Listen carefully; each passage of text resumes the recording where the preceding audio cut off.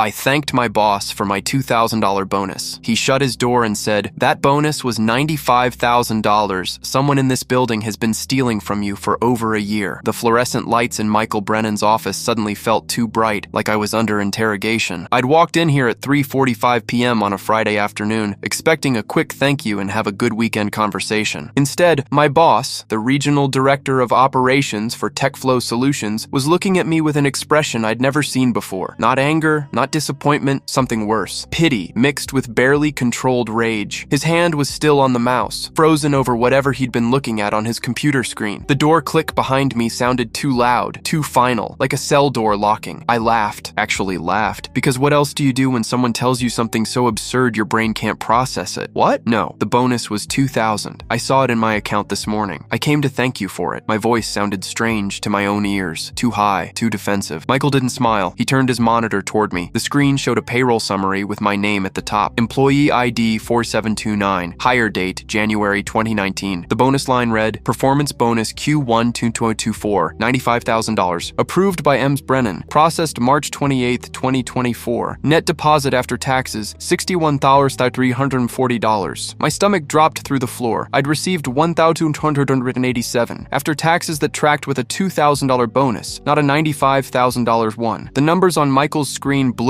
and refocused. I reached out to steady myself against his desk. "That's not possible. I only got $2,000. Check my bank account. I can show you right now." I was already pulling out my phone, fingers shaking as I opened my banking app. The deposit from TechFlow payroll dated March 28th showed exactly $1,287. I turned my phone toward Michael. He glanced at it, then back to his screen. "I know what you received," Michael said quietly. "That's the problem. You should have received $61,000. Someone intercepted the difference. Someone with access to our payroll system has been routing portions of your compensation to another account." He pulled up another window, this one showing a transaction log I couldn't fully understand. "I only discovered this 2 hours ago when I was reviewing our quarterly financials. Your bonus was approved at $95,000 because you single-handedly saved the Meridian contract. You know what that account is worth to us? $8 million annually. You deserved every penny of that bonus." He paused, his jaw tight. "But $93,000 never reached you. It went somewhere else." I'd been working as a senior solutions architect at TechFlow Solutions for 5 years, ever since I'd graduated with my master's in computer science from Georgia Tech. TechFlow was a mid-sized IT consulting firm based in Atlanta, about 400 employees specializing in enterprise software implementation for manufacturing companies. The work was demanding but rewarding, and I'd built a reputation as the guy who could rescue failing projects. The Meridian manufacturing account had been a disaster when I inherited it last November. Their previous architect had quit mid-implementation, leaving behind spaghetti code and angry clients. I'd spent 4 months working 70-hour weeks rebuilding their entire inventory management system from scratch, training their staff, and turning what should have been a lawsuit into a glowing testimonial. When I saw the $2,000 bonus hit my account on Friday morning, I'd been grateful, but not surprised. Our company did quarterly performance bonuses, and I'd received similar amounts before. $2,000 felt appropriate for a good quarter. I texted my girlfriend Alicia that we could splurge on that weekend trip to Savannah she'd been wanting. I'd stopped by Michael's office specifically to thank him because that's what you do. You show gratitude. Now Michael was telling me I should have received nearly 50 times that amount, and my gratitude felt like evidence of how badly I'd been robbed. Who has access to payroll? I asked, my voice steadier now. The initial shock was giving way to something colder, harder. Someone had stolen from me. Someone I worked with. Someone I probably saw every day had been stealing my money. Michael stood up, walked to his window overlooking the parking lot. "That's what we need to figure out. Officially, only 3 people have full payroll access. Dorothy in HR, Gerald in accounting, and me. But there are also system administrators who maintain the software, contractors who handle IT support, and various people with partial access for different functions." He turned back to face me. "I've already put in a call to our CFO. He's bringing in a forensic accountant. We're also going to need to involve law enforcement." The word law enforcement made everything feel suddenly terribly real. This wasn't just a mistake or a glitch. This was theft. This was fraud. This was someone deliberately, systematically stealing from me. My hands were shaking again. I sat down in the chair across from Michael's desk without being invited. "How long has this been happening?" "You said months." Michael's expression darkened. "I don't know yet. The bonus is what caught my attention because the amount was large enough to create a discrepancy I noticed during my quarterly review. But if someone has been skimming your regular paycheck, bonuses, raises, it could have been going on since you started here." He pulled up another document. "Your base salary is $98,000, but if I'm seeing what I think I'm seeing, you might have been receiving payments based on a lower amount." I pulled up my payubs on my phone, something I rarely looked at because I had direct deposit and generally just checked my account balance. The most recent stub from March 15th showed my gross pay as $3,716,923 for the 2 period. I did the math quickly in my head. 26 pay periods per year times $3,169 equals roughly $98,000 annually. That tracked with my salary. My regular paychecks look normal, I said, showing Michael the stub. He frowned, zoomed in on the numbers. Maybe they only hit the bonuses, or maybe the skimming is more sophisticated than I thought. He picked up his office phone, dialed an extension. Dorothy, it's Michael. I need you to pull every payment record for employee 4729 going back to his hire date. Every paycheck, every bonus, every reimbursement. Yes, immediately. No, I can't explain right now. Just do it. Dorothy Guyan had been TechFlow's HR director for 8 years, longer than I'd been with the company. She was efficient, professional, and had always been pleasant in our limited interactions. The thought that she might be the one stealing from me made my skin crawl. But Michael had said 3 people had access: Dorothy, Gerald Foster from accounting, and Michael himself. I trusted Michael. He was the one who discovered the theft. That left Dorothy or Gerald or someone else entirely. Someone with system access I didn't know about. The paranoia was already starting. That creeping suspicion that made everyone around me feel potentially guilty. Michael hung up the phone. She's pulling the records now. While we wait, I need to ask you something, and I need you to be completely honest with me. His tone made me nervous. Have you shared your employee login credentials with anyone? Given anyone access to your employee portal? I shook my head. No. Why would I? Michael shrugged. Identity theft, phishing scams. Sometimes employees get tricked into giving up their passwords. If someone had your login, they could potentially have altered your direct deposit information without you knowing. That thought hadn't occurred to me, and it opened up terrifying new possibilities. What if this wasn't an inside job? What if my identity had been compromised more broadly? Over the next 3 hours, Michael's office became a war room. Dorothy arrived with printed payroll records, her expression confused and concerned. Gerald joined us 20 minutes later, summoned by Michael's increasingly turf phone calls. The CFO, Thomas Whitmore, drove in from his home in Buckhead, arriving at 6:30 p.m. with a laptop and a grim expression. We spread documents across Michael's conference table, comparing what the company had paid out versus what I'd actually received. The picture that emerged was worse than I'd imagined. The bonus theft was just the tip of the iceberg. Gerald, a meticulous man in his early 60s who'd been with TechFlow for 12 years, pulled up historical payment data and walked us through what he was seeing. Your salary was increased to $98,000 in January 2023, he said, pointing to an approval form with Michael's signature. But looking at your actual deposits, you've been receiving payments consistent with an $82,000 salary. He turned his laptop toward me. The numbers were there in black and white. Every paycheck, I'd been shorted roughly $600. 26 pay periods per year, that was $15,600 annually stolen from my regular salary alone. For 15 months, that totaled $19,500. Then, there were the bonuses. I'd received 4 quarterly performance bonuses since my raise, each one showing as $2,000 in my account, but Gerald showed me the approved amounts. $12,000 for Q2 2023, $18,000 for Q3 2023, $8,500 for Q4 2023, and the recent $95,000 for Q1 2024. I should have received $133,500 in bonuses. I'd received $8,000. Someone had stolen $125,500 from my bonuses. Combined with the salary skimming, the total theft over 15 months was approximately $145,000. I felt sick. That was more than an entire year's salary. That was money I could have used for a down payment on a house, for paying off my student loans, for building an actual financial future, instead of living paycheck to paycheck like I'd been doing. How is this even possible? I asked, my voice rough. Don't we have controls? Don't bonuses get verified? Thomas, the CFO, had been silent up to this point, but now he spoke with barely controlled anger. We have controls. Bonuses over $10,000 require dual approval, mine and the department heads. I signed off on your $95,000 bonus personally. He pulled up an email dated March 22nd, showing his electronic approval. The payment was processed correctly on our end. The issue is what happened after it entered the payroll system. He looked at Dorothy. You processed the actual payments, correct? Dorothy's face had gone pale. I initiate the payments based on the approved amounts in the system, but I don't manually enter bank account details for every employee. That's automated. The system pulls the direct deposit information from each employee's profile. She pulled up her own laptop, logged into the payroll software. Let me check something. Her fingers flew across the keyboard, navigating through screens. Then she stopped. Her eyes widened. Oh my God. She turned her laptop toward us. My employee profile was displayed, showing my personal information, salary details, and banking information. Except the banking information showed 2 accounts. My primary account, the one I'd set up when I started, and a second account labeled Bonus Commission Override with a different routing number and account number. I never set up a second account, I said immediately. immediately. I don't even know what that is. Thomas leaned in, examining the screen. When was this added? Dorothy clicked through the change history. February 12th, 2023. Modified by user D. Guan. She looked up, her expression stricken. That's my user ID, but I didn't do this. I swear to God, I didn't add this account. The room went silent. Either Dorothy was lying, or someone had used her credentials to make the change. Michael stood up. We're done speculating. Thomas, call your forensic accountant contact. I want someone here first thing Monday morning. Dorothy, Gerald, I need both of you to document everything you've touched related to this employee's payroll for the past 2 years. Every approval, every payment, every system access. I want timestamps, IP addresses, everything. Gerald nodded and left quickly. Dorothy remained seated, tears forming in her eyes. Michael, I would never steal from an employee. You have to believe me. Michael's expression softened slightly. I'm not accusing you, Dorothy, but your credentials were used to make unauthorized changes. Either you did it or someone else is using your access. Either way, we need to figure out what happened. After Dorothy left, Thomas pulled me aside. I'm going to need you to file a police report. This is theft over $100,000. That's a felony in Georgia. The company will cooperate fully with any investigation, but you're the victim here. You need to be the one to initiate the criminal complaint. I drove home in a daze. It was after 8 p.m. The sun already set. Atlanta traffic finally thinned out. My hands gripped the steering wheel so tight my knuckles were white. Someone had stolen $145,000 from me. Someone had systematically, deliberately diverted my money into their own account for over a year, and I'd never noticed. I'd been grateful for the scraps they left me, thanking my boss for a $2,000 bonus when I should have received $95,000. The humiliation burned almost as hot as the anger. How had I not noticed? How had I been so oblivious? The answer was uncomfortable. I trusted the system. I trusted that when my paycheck hit my account, it was the right amount. I trusted that the company I'd given 5 years of my life to was treating me fairly. I'd never thought to verify my pay-ups against my offer letter to cross-check my bonuses against my performance reviews. I just assumed everything was correct, and someone had exploited that trust to rob me blind. When I got home to my apartment, a modest one-bedroom in Virginia Highland that I could barely afford, I pulled out my original offer letter from 2019. Starting salary $72,000. I'd received raises in 2020, 2021, and 2023, documented in emails from Michael and HR. My current salary should have been $98,000, but I'd been receiving $82,000. The missing money accumulated over 15 months would have been enough to move out of this cramped apartment, maybe buy a small house, start building equity instead of paying rent. I called Alicia. She answered on the second ring, her voice bright. Hey, are you still at work? I was thinking we could grab dinner at that Thai place you like. I couldn't even respond for a moment. The words stuck in my throat. Babe, what's wrong? Her tone shifted immediately to concern. I told her everything. The bonus that should have been $95,000, the salary I'd been shorted for over a year, the stolen $145,000. She was silent for a long moment, then said something I wasn't expecting. I knew something was wrong. My heart skipped. What do you mean? Alicia took a breath. Last year, when you got that promotion and the raise, you said you'd finally be making 6 figures, but your lifestyle didn't change. You were still stressed about money, still worrying about student loans, still driving that 15-year-old Camry. I thought maybe the raise wasn't as much as you thought, or maybe you were saving aggressively, but it didn't make sense. You should have had more breathing room financially. She was right. After my raise to $98,000 in January 2023, I should have been comfortable, not wealthy, but stable. Instead, I'd been scraping by, stressed about every unexpected expense, unable to save more than a few hundred per month. I'd thought I was bad at budgeting, bad with money. Turns out, I'd been fine. Someone else had been taking my money before I ever saw it. I filed the police report on Saturday morning at the Atlanta Police Department's White-Collar Crimes Division. The detective who took my statement was Veronica Albright, 22 years on the force, specializing in financial crimes and fraud. She was in her late 40s, sharp-eyed with the kind of intense focus that made me feel like she was cataloging every detail. I walked her through the timeline, showing her the payroll documents Thomas had emailed me, my bank statements, the screenshots of the fraudulent account added to my employee profile. Detective Albright took notes in a worn leather notebook, occasionally asking clarifying questions. So this secondary account, she said, tapping her pen against the page. The one labeled bonus commission override? Do you have any information about where it actually leads? Bank name, account holder. I shook my head. The company's CFO is working with a forensic accountant to trace it. They said they'd have more information by Monday. Albright nodded. Good. I'll coordinate with them. But I need you to understand something. This is going to take time. Financial fraud investigations, especially ones involving internal corporate systems, can take months to untangle. We need to build a case that proves not just that money was stolen, but who stole it and how. That requires documentation, expert testimony, digital forensics. Months. The words settled over me like a weight. I'd been robbed of $145,000 years, and justice would take months. In the meantime, what? I kept working at TechFlow, knowing someone there was a thief. I kept showing up to the office, making small talk with people who might have stolen from me. Albright must have seen something in my expression because she softened slightly. I know it's frustrating, but the good news is whoever did this left a digital trail. Bank accounts, system access logs, timestamps, financial crimes are actually easier to prosecute than a lot of other cases because money leaves tracks. We'll find them. The forensic accountant arrived at TechFlow's office Monday morning at 9